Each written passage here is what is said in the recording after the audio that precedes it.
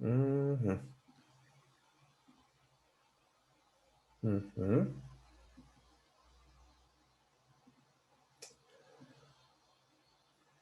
Okay, great. So I will have slides in Russian, and I will make my presentation in English, so everybody here will understand at least something from today's seminar. And I'm happy to share with you results of my research project devoted to the study of theories or conceptualizations of mass behavior and empirical opportunities of studying it. It was a project which I conduct under the supervision of Professor Inna Felixovna Devyatka. And results of this project, some of them were published in Russian sociological journals, some of them are not. So I hope that you will find everything which I will tell you today quite interesting. Well, I won't start. Oh, nice. From this nice sound. Actually, it is just visualization of different varieties of mice behavior phenomena. And it is visualization should show you that actually it is quite wide field, and it was represented by many different objects. For example, criminal crowd, like in quite famous book by Émile Zola, by lonely crowds of the modern city, by audience of people who watched motion pictures, by people who make selfies, and like by Bill Gates, who is here on this slide, taking part in the viral campaign Ice Bucket Challenge around which took place around 5 years ago already. Since variety of mass phenomena was that wide, I come up with quite interesting research problem. First of all, I was dealing with uncertainty in conceptual boundaries and content of mass behavior theories. Since you just saw a lot of different phenomena which were associated with mass and mass behavior, you might understand that different authors and different scientists who were trying to conceptualize and explain this variety of mass phenomena, sometimes they use different notions like crowd, mass, swarm, and so on. Sometimes they use same notions, but they give to this notion different meanings. Sometimes there were overlap between several close notions. However, in literature, when I started to deal with this topic, there were no clear answer about definition of mass behavior, about boundaries of this concept, and about association between this concept and objects in reality which which represents this concept. So it was the first dimension of my research problem. Second dimension was more methodological because there was a huge gap between this theoretical level of studying mass phenomena and level of conducting empirical research. There were some authors in history who were trying to provide some methodology, for example, survey research methodology, which could be used to study mass behavior. But there were not a lot of them, and also it has a lot of inconsistency, since we have this uncertainty in the level of theory. And moreover, of course, you know that methodology of social science made a huge step from what we had in 1960s, even 1990s till today. And I was interested in trying to, somehow eliminate this gap between theory and methodology, and to make this methodology, which could be applied to study mass phenomena, more contemporary and more, up to date. Yeah. And why it was important for me and for science in general when I started to deal with this topic. First of all, of course, this new phenomena or phenomena of new era of information technology, when we saw different examples of people who organize themselves in their internet, people who are trying to replicate behavior, same behavior in different countries and different continents. All these examples raise question about what is mass behavior, how it operates, what mechanisms are playing behind it, and so on. Second part of actualization of this topic was connected with new developments in the explanation mechanisms, which usually was associated with the area of mass behavior studies. Such mechanisms as contagion or imitation, which were developed in the beginning of 19th century, but now modern social science and also not only social science provides new examples of new explanation and new evidence behind these mechanisms, and they become more important and actual again.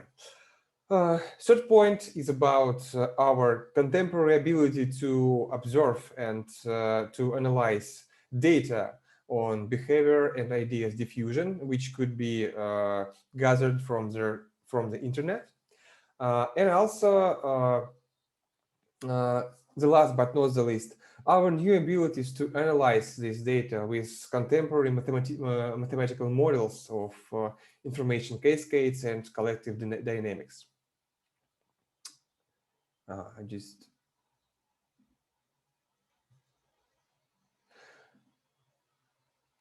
And all this research problem, which has had two dimensions, and this reasoning lead to formulation of research topic devoted to the specification of boundaries of mass behavior notion, and to the specification of particular opportunities which we have now to study this phenomena in our everyday life.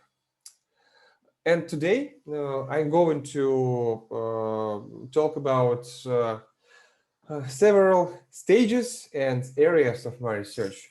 First of all, I want to briefly describe to you history of development of scientific ideas about mass behavior, how they appeared and how they developed through 19th and 20th centuries.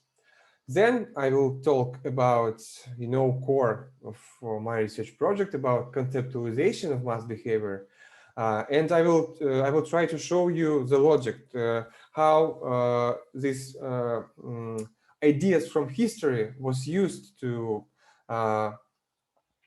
formulate contemporary conceptualization, and how some modern theories was also used to make this conceptualization more appropriate for today real life. And also I will say a few words about strategy of empirical studies of mass behavior, which I developed during my research project.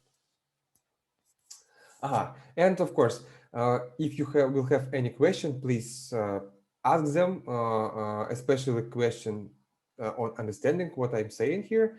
And I suppose it would be better if you will just turn off your mic and say, ask me, because I may miss something in chat. Yeah, because I have demonstration mode on.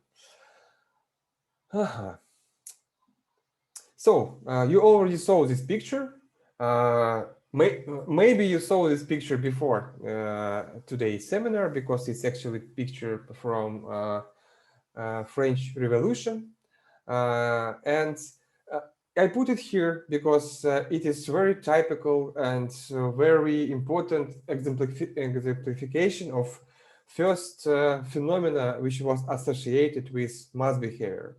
So basically, people who started to study mass behavior in the end of 19th century were scientists who were really afraid of contemporary crowd, which fulfilled cities in different countries in Europe. And this crowd was very dangerous in the views of the scientists, because it was trying to reestablish existing social order.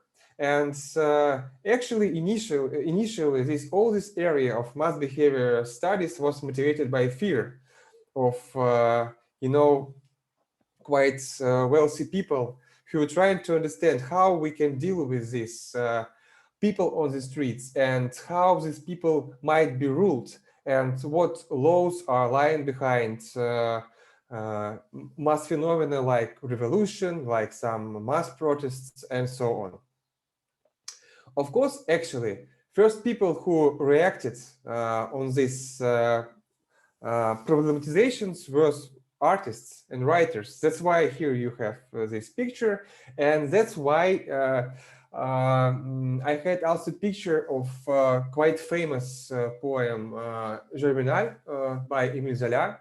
It's classic French author, and Zola is famous because and very important for my work, because his examples of crowd, which he described as a writer on the pages of his poem Germinal, became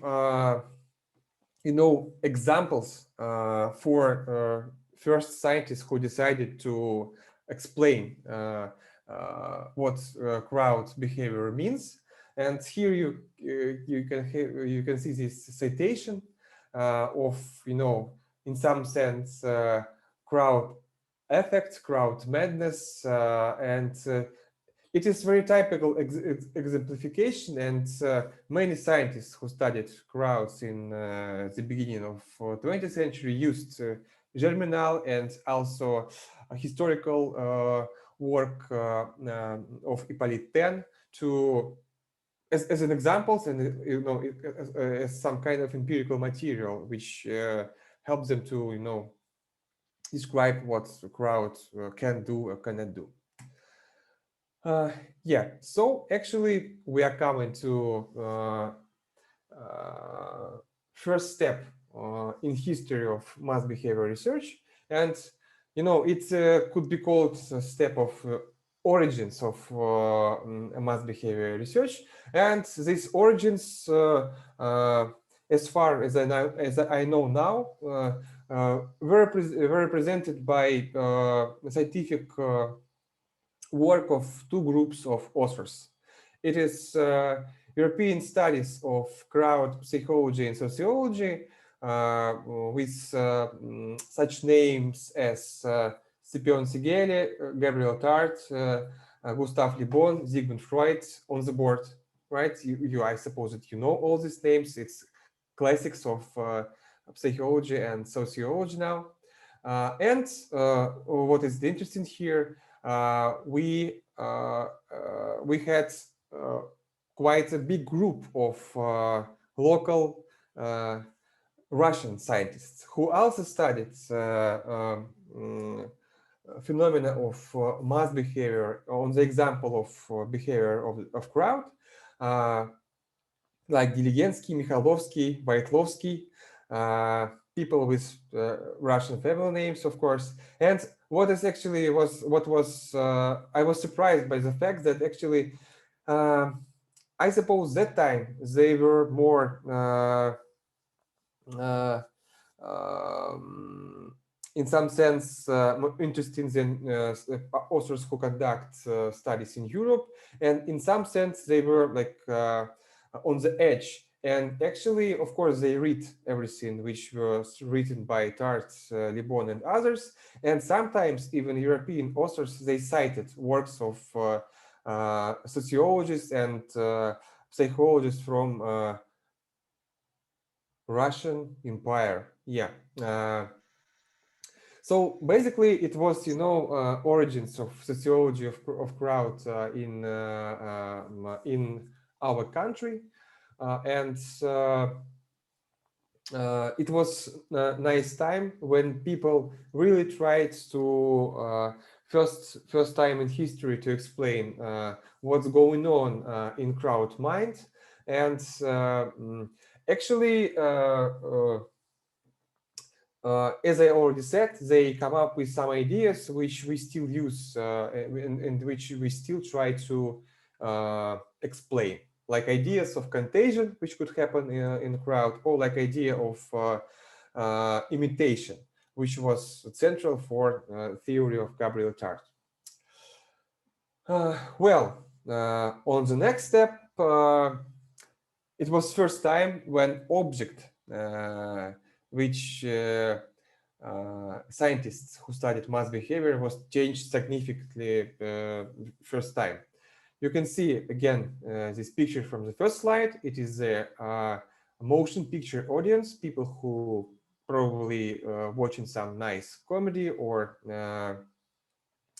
drama on the cinema in the cinema theater, and it was significant shift when actually scientists in Europe they understood that actually problem which was crucial for researchers of first stage, the problem of revolutionary crowd, is not actually really important nowadays, but at the moment when scientists of second wave came on the stage, Europe already dealt with the problem of massivization, the problem of establishment of totalitarian states. And they actually focused on the explanation of processes of mass formation and processes of mass behavior itself. It was first time when actually this term was really widely used.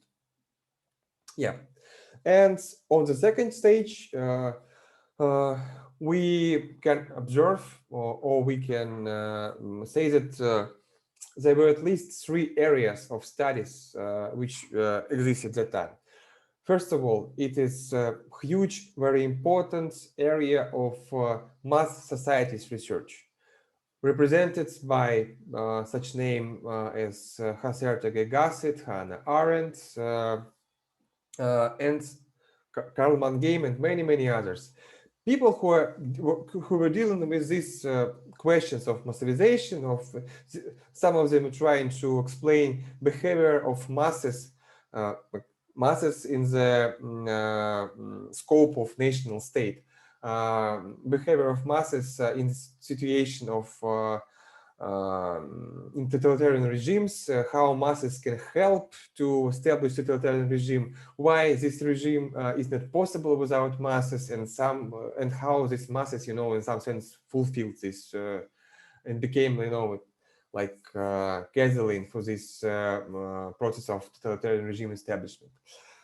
Second group of scientists, they were studying mass media audience, and they were focused on the mass as a sense of the people who are watching TV shows, motion pictures, reading newspapers, and so on.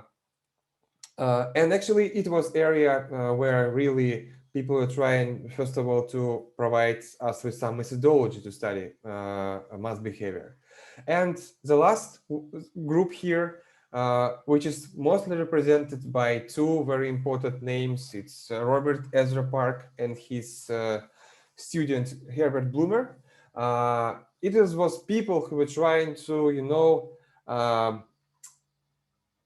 put the concept of mass behavior in the broader context of sociology. And Herbert Blumer and Robert Park, they were actually first people who provide clear definition of mass behavior. And they, so since Robert Park said that actually sociology, it is science about collective behavior, yeah, they decided that mass behavior might be defined as some kind of type, a subtype of collective behavior. And in this typology, in this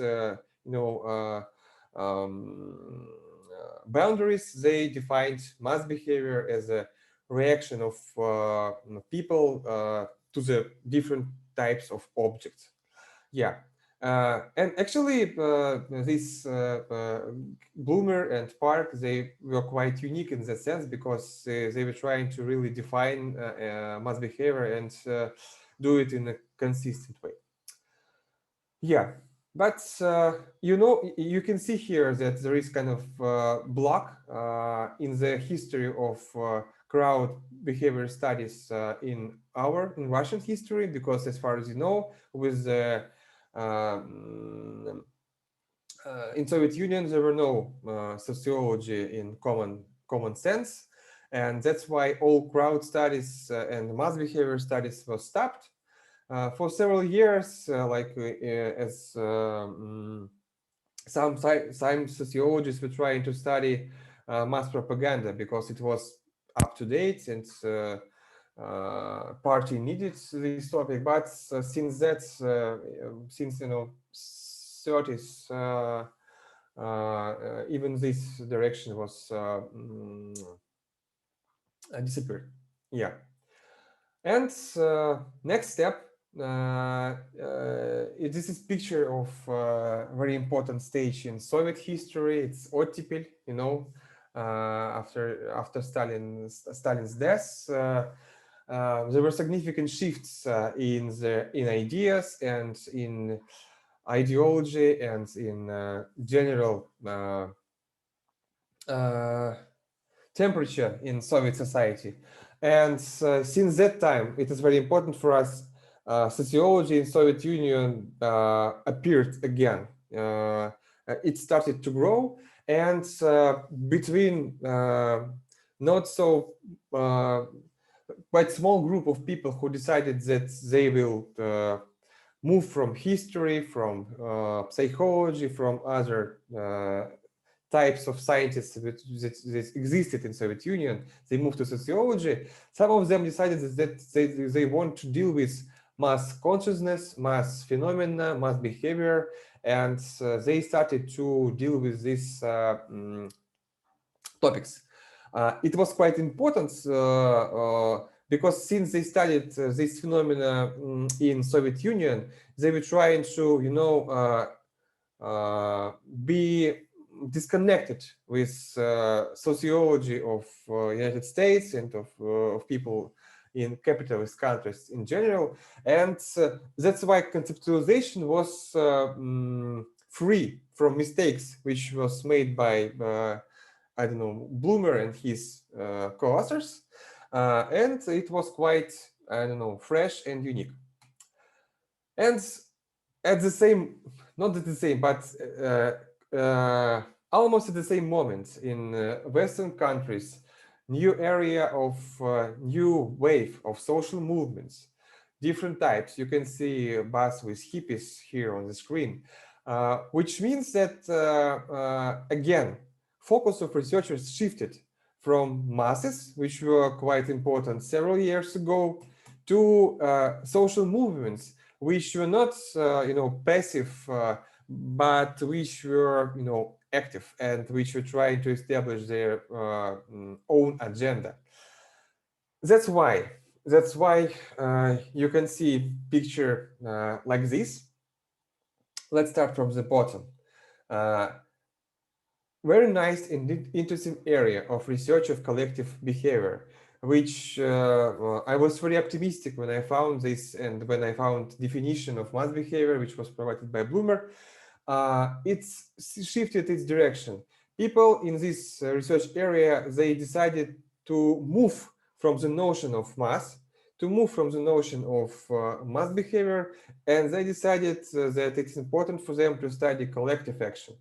And they moved away from their, classical description of this action as irrational, and they based explanation model of social movements on the basis of the idea of possibility of collective action and collective rational choice. And in this bottom line, this notion of mass behavior was almost dead. People just decided that they won't use this term anymore. Notion of mass audience was also highly criticized by people who, of the third wave of studying audience of mass media, because they showed that this, ideas of, for example, Herbert Blumer about absence of ties and influence between people who are in the mass watching TV show, it's not true. And they proved it with empirical studies. They also, show that there are such things as opinion leaders, which are very influenced, and there is no, direct influence of TV on people. There is also opinion leaders who are also took part in this process, and this process is quite complex. And we should not talking about mass audience. We should talking about audiences, different types of them, and study how different audiences react to some communication. And of course, on the top, this theory of mass behavior, they also were highly criticized because they were very far away from the empirical level of studies. People in 50s who studied mass societies, they still used exemplifications from, motion, or not motion picture, but from literature. They didn't. Most of them didn't use examples from scientific studies and statistics, but most of them were cited, like Émile Zola and something like that. And it was not very scientific from the point of view of people who studied, for example, social movements. And the biggest problem was inconsistency in definition of mass. And this term was a huge problem for authors, and they decided we just don't want to deal with it anymore. And there was a very nice paper by Daniel Bell, who was quite famous at that time in 60s, 70s in States, and his critique was very crucial for the audience of other scientists. And since that time, since 60s in United States and Europe, the concept of mass became rarely used in social theory. That's why on the third stage, we can see again two areas. There were not so many authors. In my dissertation, I cite only two of them. It's Serge Moscovici and Elias Canetti, who in Europe and in States, they were trying to reconceptualize ideas of classical theories of European sociology and psychology of crowds. And they were trying to give, new breath to this research area. And as I already told you, since this perestroika time in Soviet Union, we can observe plenty of Soviet sociologists who devoted their projects and their life to the studies of mass behavior, mass consciousness problem. And the most important for us between them is Boris Grushin, which suggested very nice and consistent, I suppose, definition of mass behavior, mass consciousness. And it was really new wave. You can't see any arc here because they really decided to do it from the new page, and I suppose that they succeed in some sense. Yeah. So, and generally, picture of history of ideas about mass behavior looks like that. Three main stages. several different subtopics which were quite important and crucial. You can see that this area is highly connected with contemporary studies of social movements and collective social action. However, people in this field, they are not really associate themselves with, Gustave Le Bon, Gabriel Tarde, and Freud, who actually initially give their first ideas into this field of study. And yeah, we have this third period, which ended, around 40 years ago. And since that time, it's quite difficult to find, in some sense, consistent and clear studies devoted exactly to the mass behavior topic somewhere else except Russia and, former Soviet Union countries. And it took quite a time for me to find, roots of ideas of people from these first three stages in contemporary social studies. And actually, it was my main task when I was dealing with conceptualization of mass behavior. But what, general outcomes I got from this research analysis, historical analysis, of course, not only this nice scheme. First of all, I found out that our main concept, mass behavior, used to represent objects of three types. First of all, day by day political and other types of behavior, which is associated with behavior of whole societies. And this is first bullet is about mass society in general. Second bullet is devoted to the types of behavior which could be described by the concept complex. It's complex types of behavior like migration, gold rush, and everything else, which actually complex collective action of many people, which was also associated with mass behavior because a lot of people took part on it. And one moment restricted by very specific time interval diffusion of similar lookalike behavior of different unorganized groups of people, which, as far as we know now, is real, pure example of mass behavior.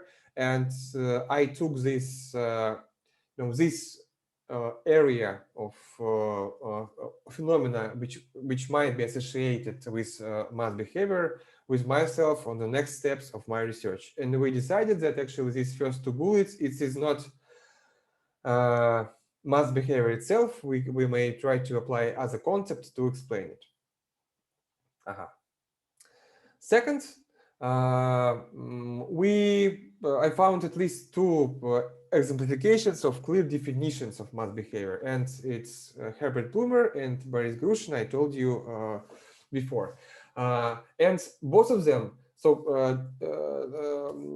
say that actually mass behavior, it is a reaction of different people to some objects. And I took for myself from these definitions that we can treat mass behavior generally as this reaction of people to the objects of different types. Yep. And The Last of Us, this quite famous picture from quite famous movie called Matrix. And you can see this hands of Morpheus with blue and red table as an exemplification of the idea of complex nature of mass behavior. So on several stages, we may observe different dominating representation of nature of mass behavior. First stage was definitely occupied by the idea that mass behavior is affective, emotional, and irrational. On the second stage, it was shift from this irrational model to model of rational mass behavior. But people who studied mass societies, they still suppose that actually masses are emotional, irrational, and so on. And on the third stage, we found out that some authors, like Moscovici, they were trying to, again, persuade scientific society that masses and crowds are irrational, and it is not about rational decision. Elias Canetti was on the position, more contemporary position of, mixing of rational model with some influence of emotions. And Soviet authors, Grushin decided that he will not answer question about nature. He said that it is possible that mass behavior is rational, it's possible that it is irrational, and we should consider both options as possible and realistic. That is why we suppose, finally, after all this huge historical research, that there is no clear evidence that mass behavior might be treated as irrational or rational. And it looks like proper way is to consider both options because they both might happen, and we can use both of them to explain why people may represent similar reactions on their same objects. Okay, so it is main takeaways from the historical analysis. And now we are coming to the conceptualization. Conceptualization of mass behavior. Okay, before we move here, so after I finished my historical deep dive, I understood that, okay, on the next step, I first of all have to understand what attributes of contemporary social world I should take into account, and what is crucial for my explanation of mass behavior in 21st century. And I decided that contemporary network research and studies like Barry Wellman, by Van Dyck, and by, for example, oh my gosh, I forget his name. This famous guy who studied informational society, Castells, of course, thank you, Manuel Castells, right?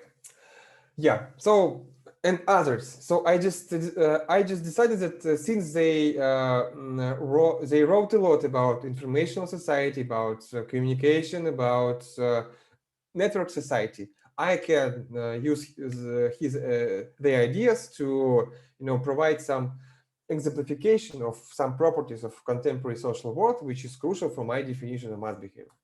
And of course, first attribute of contemporary social world, of course, is decentralization.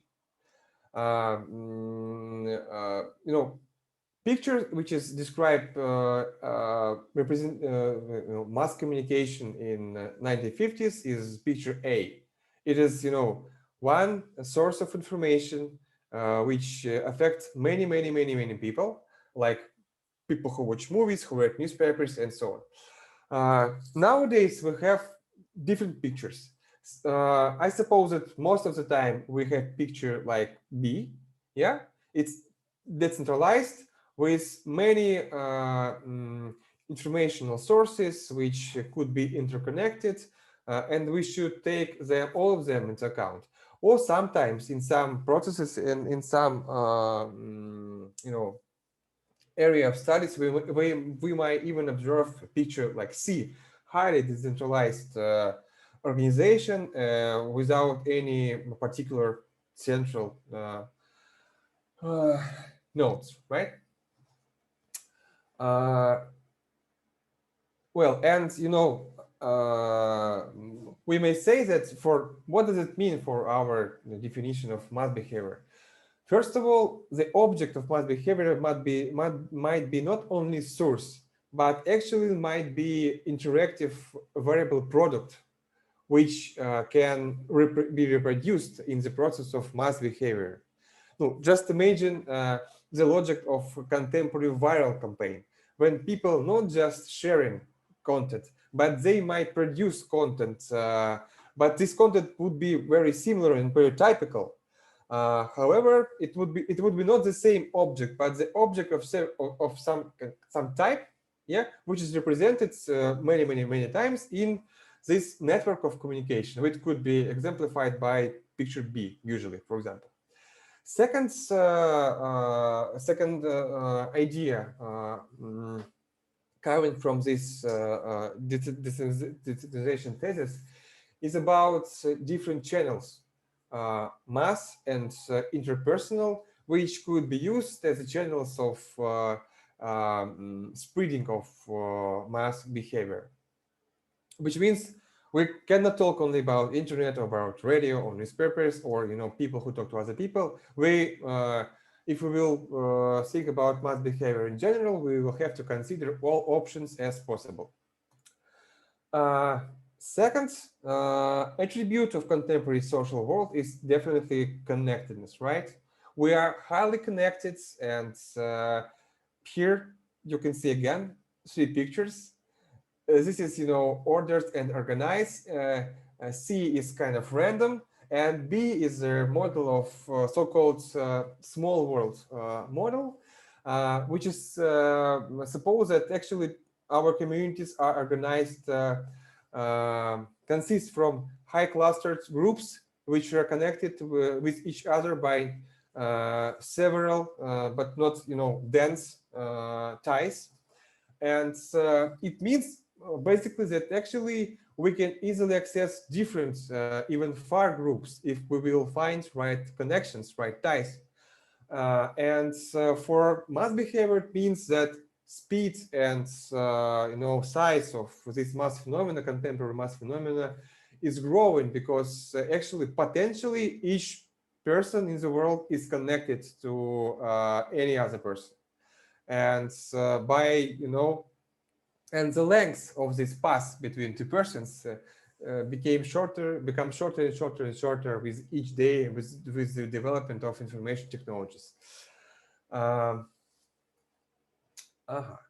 And third attribute, which is crucial for understanding of mass phenomena and mass behavior today, is mediation. Today we cannot talk about direct communication. Most of the time, like now, we are talking about mediated communication when there is video, audio, text, different devices and software which mediate our communication. And for me, it means that actually mass behavior nowadays usually spreads not directly, but through different mediators, which could be like text, audio, video, messages, graphic, and so on, and so on, and so on.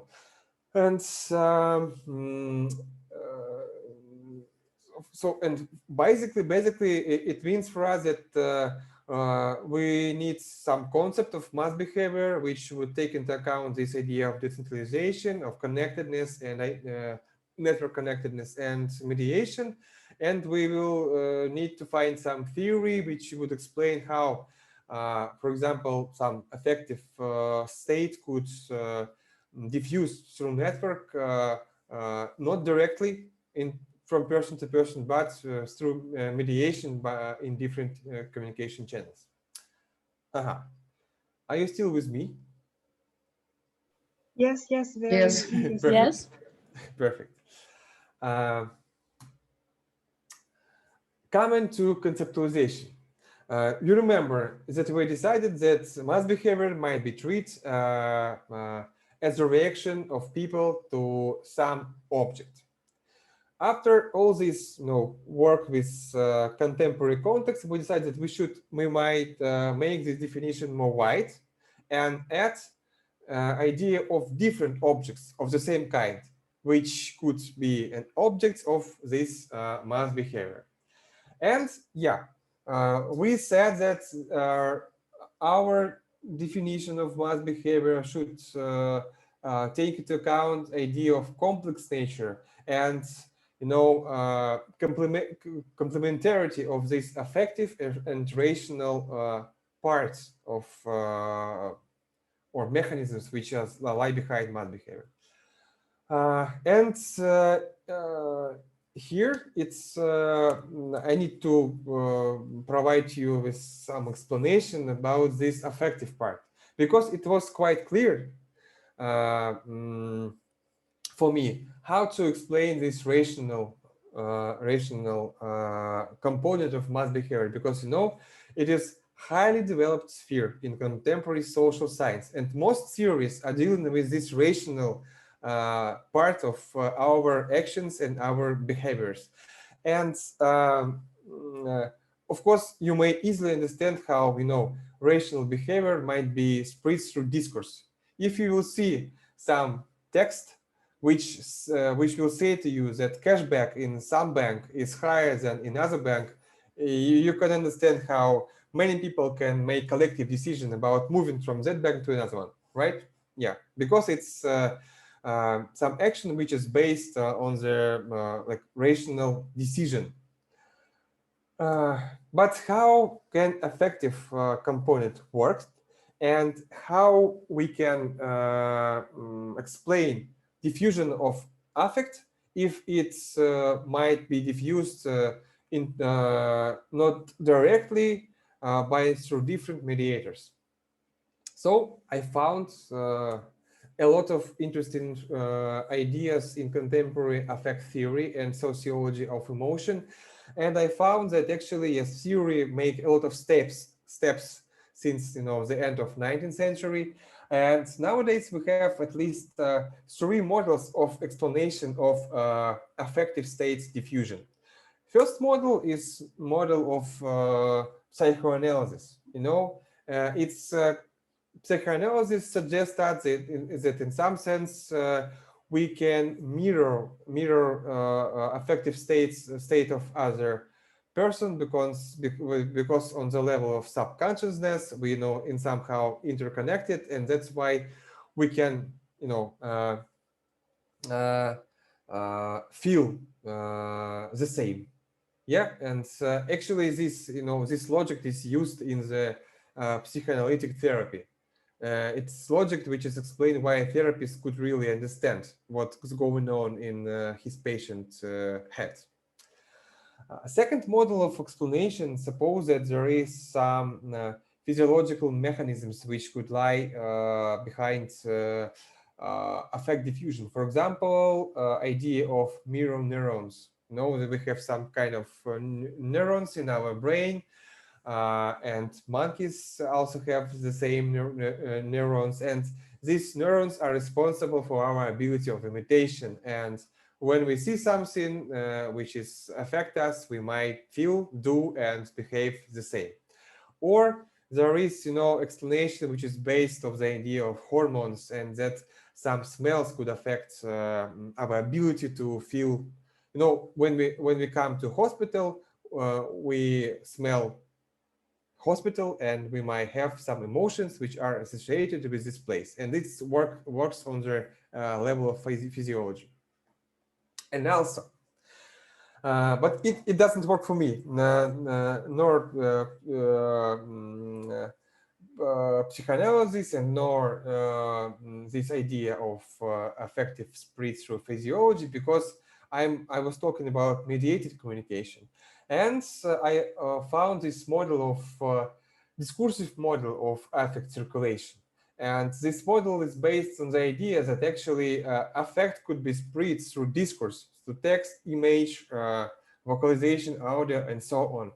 And this explanation is also based on the idea that these mirror neurons could take part in the following replication of behavior or replication of affective states. But it was crucial for me that there was theory, and which is based on some empirical studies which proved that yes, it is possible that affective states might spread through discourse. Yeah, and you may ask me why I put a picture of this woman here. I just like it because it's really explain us that we can definitely understand what other people feel, because when you look at this woman, you are supposed to easily understand what is going on with her. Probably she's angry. Yep. Finally, talking about conceptualization of mass behavior, I suggested the idea that there are two sides of nature of mass behavior, this affective and this rational nature. I suggested the idea that this involvement in mass behavior should be, one moment, but however, realization of mass behavior might consist from different complex actions. For example, you decided that you need to participate in some charitable campaign, and after it, you are going to, donate some money, pull a bucket of ice on yourself, and so on, so on, so on. But I was dealing with this one moment of involvement, and it was crucial for me to explain how does it happens. And I suggest that on the basis of this one moment involvement, people might make this one moment's fast irrational decision based on their some affective states. Then, second point, people also can, make altruistic decision, because affective state highly influenced on our ability to make moral judgments. And it is crucial that, it also could be, so participation in involvement in mass behavior could also be explained as from the side of altruistic motivation. And third point, of course, some people who involved in mass behavior, they of course might be involved under the influence of some external instrumental motives, and it would lead them to the making of rational decision. So actually, that was all. So in that sense, my conceptualization was complete. I provide, some definition of mass behavior. I answered question about its nature, that it could be possible, and I provide and explained with this nature with several mechanism of affective diffusion and mechanism of rational decision, which could explain how this behavior might spread through social networks. Yep. Then I see that there is one something in chat. Whether question or yeah. It was Grisha. Are you okay?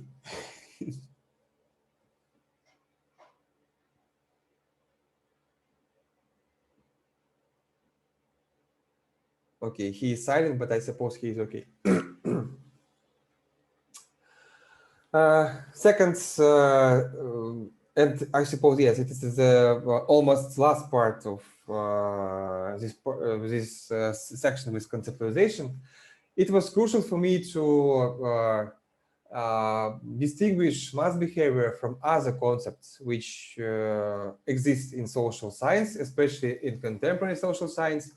It was highly crucial for me to distinguish mass behavior and collective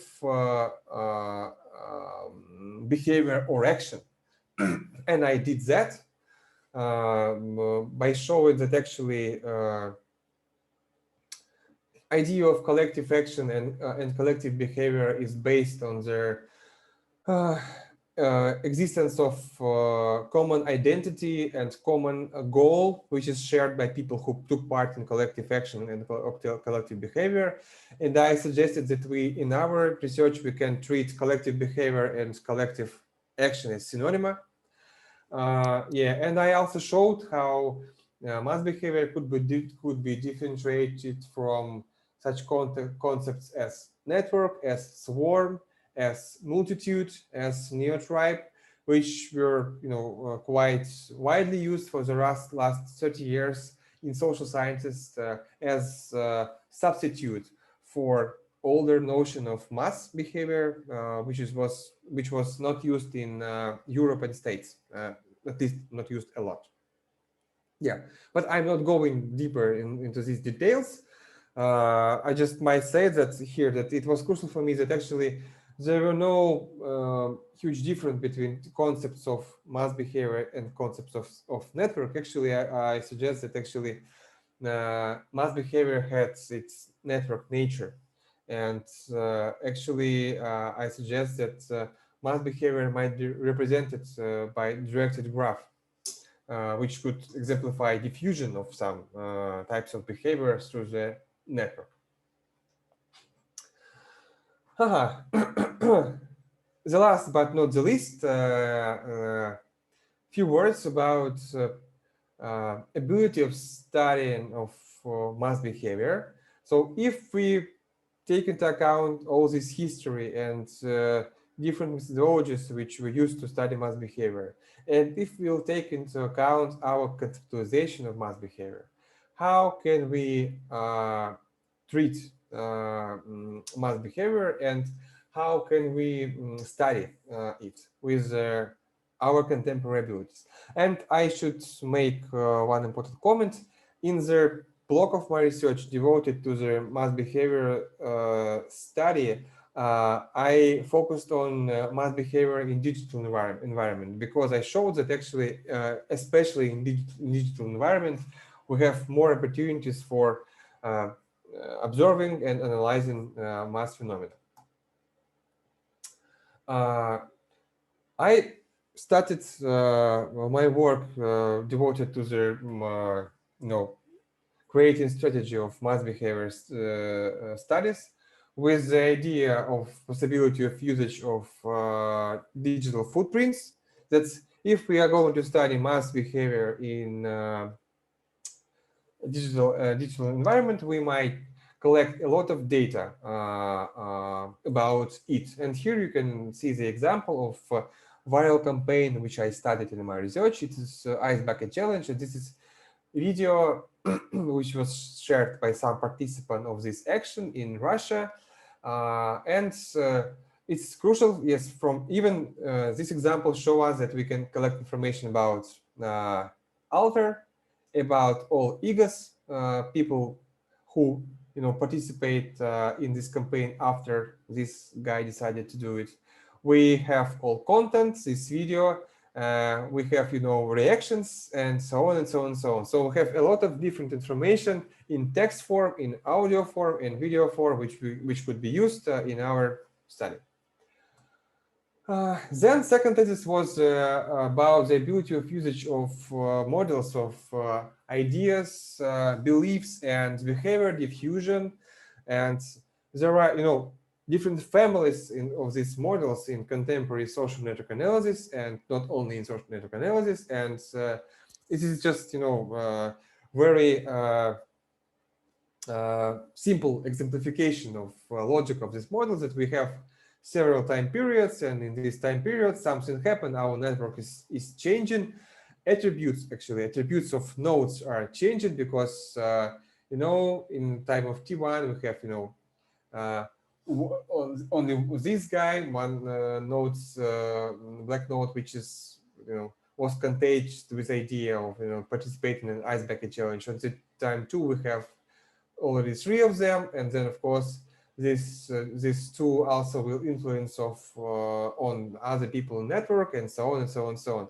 And it was crucial for me that at the moment when I decided that it's possible to use these types of models, emotion-based models already existed, and which means there already existed models which take into account factor of affective states of nodes or message or discourse, which could influence to the diffusion of different behavior and beliefs. And it was great motivation for me, because I understood that actually my conceptualization might find proper empirical instruments for analysis.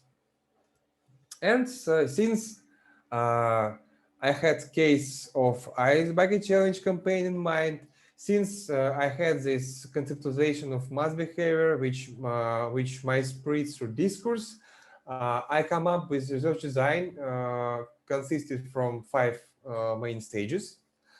First of all, case study, when we analyze history of particular type of behavior in online environment, when we analyze rules and logic of this type of mass behavior, and we analyze, different aspects of this diffusion. For example, what kinds of discourses we might deal with, we might deal in this particular case. Then, second stage, this analysis of these discourses, videos, audios, texts, and the definition of indicators which could be used to differentiate between different types of behavior which might be observable in this particular case, and indicators which would help us to, for example, differentiate some emotional or affective state and to fix the process of spreading of the state. For example, some words like "I'm so happy that I could participate in that campaign," or emotional reactions which could be recognized through facial recognition algorithms, and so on and so on and so on. Second step, it's content analysis, which could be conducted by hand or by, in some sense, automatic methods of text mining, video and image mining, and to codification of these relations between ego and alters, between nodes A and node B, and understanding what was spreading, why it happens that this one did not spread the information or idea or behavior, and to understand what mechanism might be hidden behind this particular connection. Is it rational choice, or is it influence of affective spreading? Yeah, and then we can come up with some descriptive quantitative analysis, with, for example, analysis of different types of behavior, analysis of portrait of audience, of participants, and their focus of my interest, of course, it's in-depth quantitative analysis, where we can use, on the basis of all information which was collected, this kind of models to answer the question about influence of particular mechanisms, importance of them, and significance of them as a factors of behavior diffusion. Yeah. And actually, I tried to use to apply this research design for the viral campaign Ice Bucket Challenge study, and I, of course, come up with some conclusions about possibilities of this research design. So yeah, I really succeed in the description of participants of this campaign with data which I collected through VKontakte social network. I succeed in description of different options of behavior realizations, and I come up with hypotheses about mechanisms which underlie participation and involvement in this viral campaign. And of course, I found out some restrictions of this design associated with all restrictions which come up into mind when you're talking about digital footprints, associated with possible necessity of verification, validation of results of this quantitative analysis with some qualitative data. Sometimes, if you suppose that in this particular case we observed, spread of affects or rational choice, it might be crucial to contact with these people and to try to understand what was it really between them. And of course, I personally understood that these new methods, this approach will require new competence from the researcher or research team, because you need to know how to collect this digital footprint data. You need to know how to apply the diffusion models, and for example, how to conduct automated text or video mining. If you decide to that it's crucial for you, you have too much data and you can't do it by your hand. Whew. Okay. Actually, that is all. I tried to briefly share with you results of my study devoted to the history of ideas of mass behavior research. Then I described you conceptualization of mass behavior, which I suggested in my research project. And I showed you some empirical possibilities of studying mass behavior defined that way. Thank you. Thank you, Stas. It was very interesting. I have a question about the history of the development of the concept mass behavior.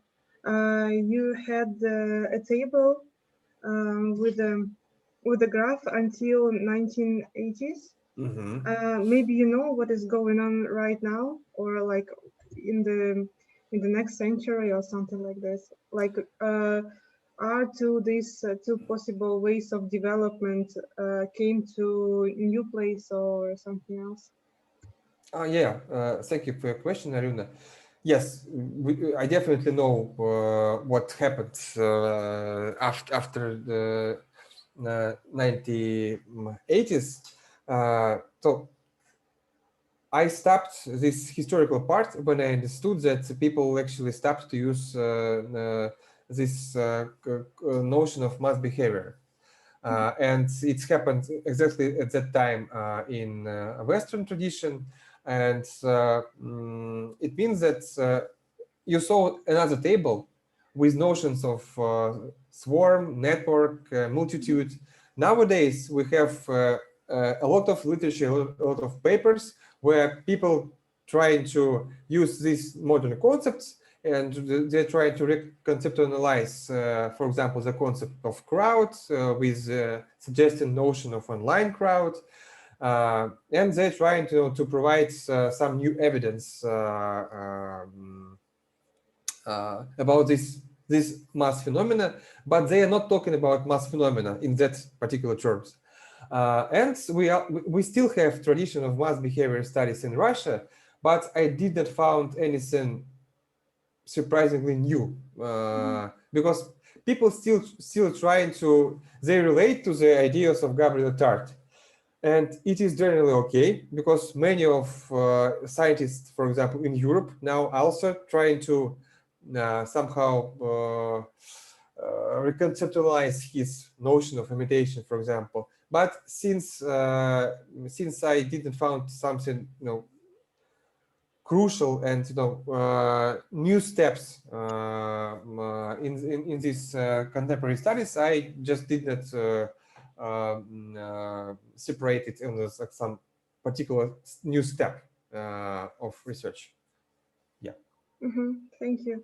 Another question, I was trying to use your conceptualization in order to check, like, can we study, for instance, the new social network as TikTok as the social network with mass behavior concept? Like, I was trying to understood is there an effective component and rational choice in the behavior of these social network participants? Like, what do you think? I think yes. I think that viral campaigns which might be observed in social media like TikTok is actually a very nice object of and very nice object for my contemplation application. And it is area where you can find these two components operating at the same time, because some people really participate in TikTok because of very clear instrumental motives and motivation, and then some people really like it just do it because yes, emotional involvement could be nice exemplification. Yeah. Yeah, and also as in your example, Ice Bucket Challenge, in the TikTok there are also some dancing challenges, some dancing stuff. So it's particularly the same. Yeah, but yes, it is the same, but it's decentralized and more complex phenomena than we had 60 years ago. Okay, thank you. I have a question. Stas, if you would have unlimited amount of money, right, for a research on mass participation, what would be a kind of your dream empirical study on this topic? I suppose that in that case, I would try to conduct some experiment. No, because with unlimited amount of money or unlimited abilities like Mark Zuckerberg with his Facebook has, it's possible to create some experimental design, which will make it more clear how these mechanisms operate. And actually, it is possible to say that there is a co-influence of these mechanisms, and they actually may act together. And it is very difficult to observe such effects when you, for example, dealing with big data and dealing with the cases of, afterwards analysis. But if you may think about some experimental design, if you can control it, maybe it would be not only one experiment, since I have unlimited amount of money, but maybe it would be series of studies. And of course, it's very interesting to understand how it works on the level of real online and only online action, and how it connects with offline participation. Yeah. Sure. Yes, but it is, yes, some kind of positivistic answer about experiment, but I think so, yeah. May I have the same question to Anushka and Vlada? What if you have unlimited money? What would you do? Well, it's, you know what? I would, if I would have unlimited amount of money, I would try to build a group of the most talented young people on a certain topic. So I believe on working together,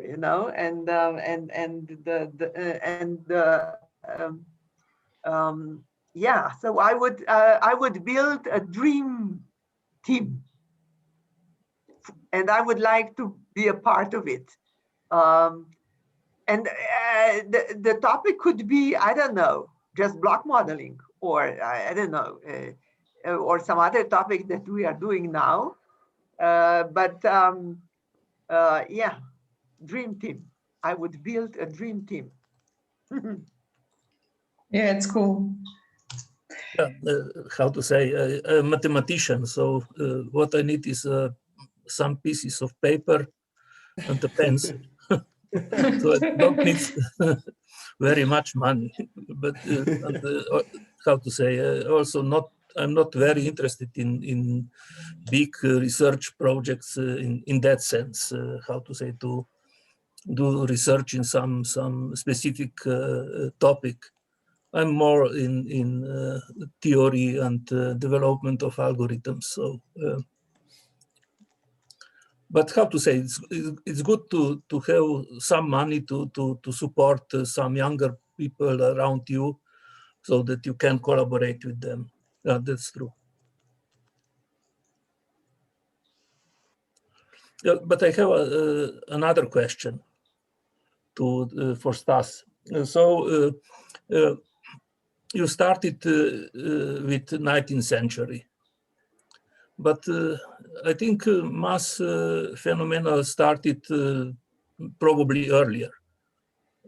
So you have, for instance, this gladiator games and also different movements in Roman Empire, also probably in Chinese empires and so on.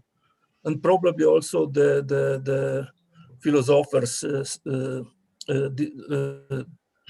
tackled with these topics. So for instance, if you look to probably to Confucius, or if you look to Bible or Quran or some old philosophers, you can also get some elements that are already dealing with these topics. Wow. Yeah. But you know about boundary problem, and it was crucial for me to understand where I can have this boundary and what to include into my study, what to not, because even this analysis which I conducted was huge, and I decided that I will deal with first attempts of scientific studies of crowd, since sociology started to develop, since psychologists started to interested in mass phenomena, and I used different historical works of other authors who studied, for example, history of crowd studies before me, to understand what is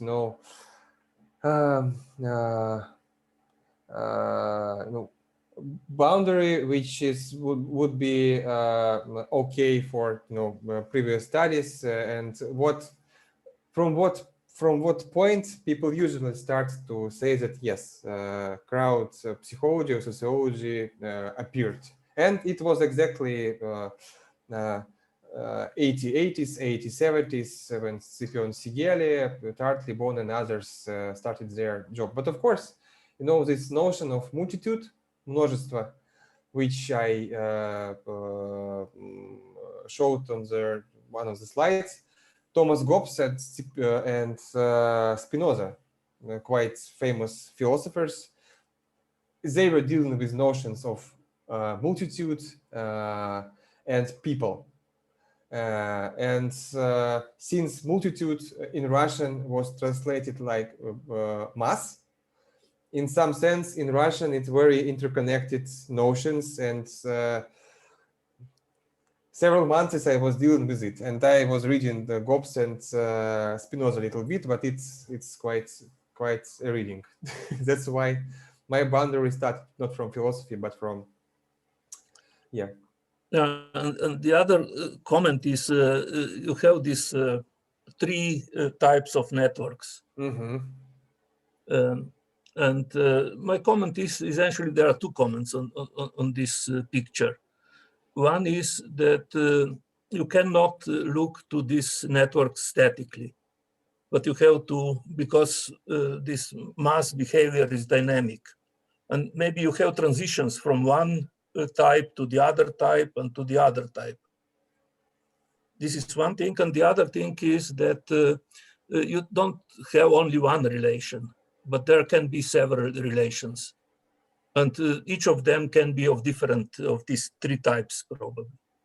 So, and then you have to look to how these structures are changing through time. Mm-hmm. Thank you, Vlado.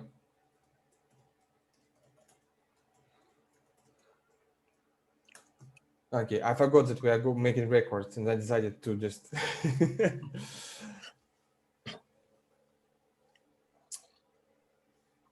Mm-hmm. Stas, maybe do you plan to continue this topic or starting something new? The tricky question. So basically, now I'm thinking about.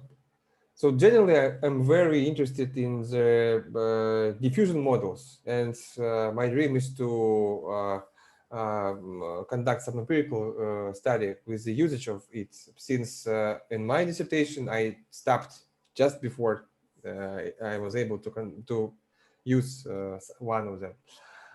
It's first idea. Second, I really want to write a paper about different myths about the crowd. You know, this rational crowd, this irrational crowd, and how these myths are interconnected nowadays with our contemporary notions of communities of practice, with our notions of online crowds.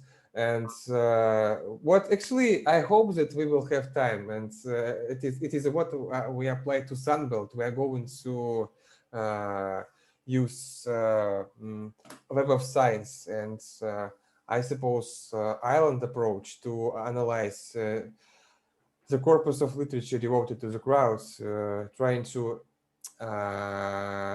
extract these clusters, or these you know, areas of thinking about crowds, and to show how they interconnected with each other. And it is actually not direct next steps from my research, but it is ideas which I come up to 3 years ago, and I still want to realize it. Yeah, I suppose that I will. Yeah, I need now, because we are going to participate in Sunbelt, right?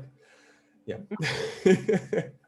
I was thinking a bit about this, and I think that one of the main problems in when you are trying to analyze these digital traces is the conversion of different type of data into types of data that can be analyzed. For instance, you have video, you have Yes. pictures, you have so many different Yes. things. Yes. And without ability to do this automatically, the sizes of data are too large to do this manually. So you have to build a kind of basic support for this transformation of data into data that can be analyzed. Yes, yes, it is very true. I suppose that it was the most difficult part of my research, because when I was dealing, it was when Beijing Sunbelt, when I was trying to finish codification of a data set of participants of Icebreaker Challenge from Russia and Ukraine, and I had samples of 3,000 participants in Russia and around 600 participants from Ukraine. And yes, and I codified both videos and text messages, because sometimes people mentioned new participants in video, sometimes in text, sometimes both, and I need to verify. And I wanted to have the fullest sample which is possible, and it took several months of cleaning. And I also had question of sampling. How can I sample the data, because I will lose some information. But that time I did not analyze networks, diffusion networks. It was not so bad. Yeah, but if I will have some case with modeling, yes, it's question. Maybe one option is to analyze some component, to just take some part which is reasonable in size and enough for modeling, not dealing with thousands or dozens of thousands of participants. Yeah.